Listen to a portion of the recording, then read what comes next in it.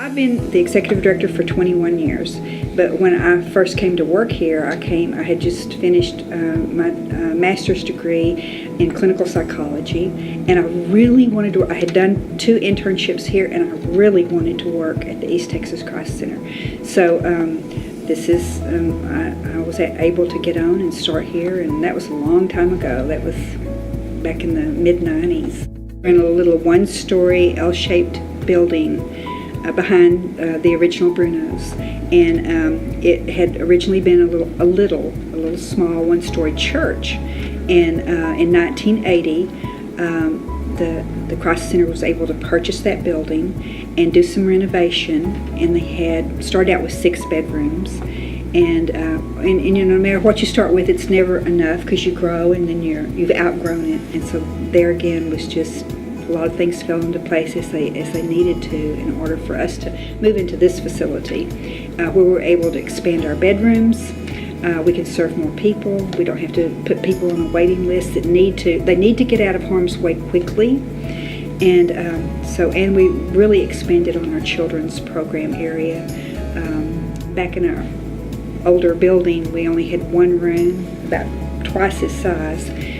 But that was to provide services to children of all ages, and we needed more space to make a program that would be viable for a woman with teenagers coming in, that we could attend to them and provide services to them the way we needed to, but for our infants, you know, that we had the nursery space we needed. So that's when we really wanted to be able to design our own building and get into it, and it finally happened. 15 years ago we moved in.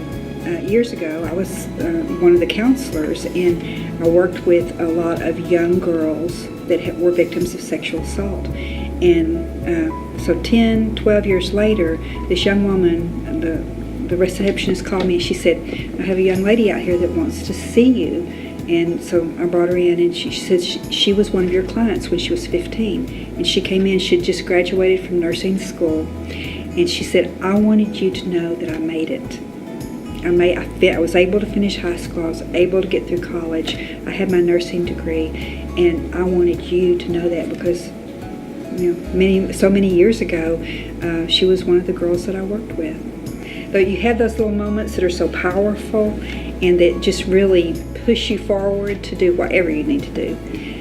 Working in nonprofit it's quite the challenge, and East Texas has been hit really hard the past 2 years with the oil prices so way down and a lot of people out of work, and you know, we can see that and feel it, and we feel it in our year-end giving most especially, but not the car show and not the raffle car. So that's just great for us that we have that anchor.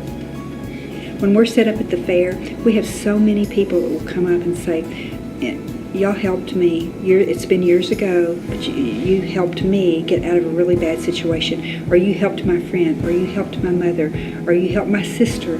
And so men and women will come up and share things with us, which really is very powerful when you're selling the raffle tickets, and people will share their stories. I always thank them for that because it just brings it on home how important it is, the work that we do.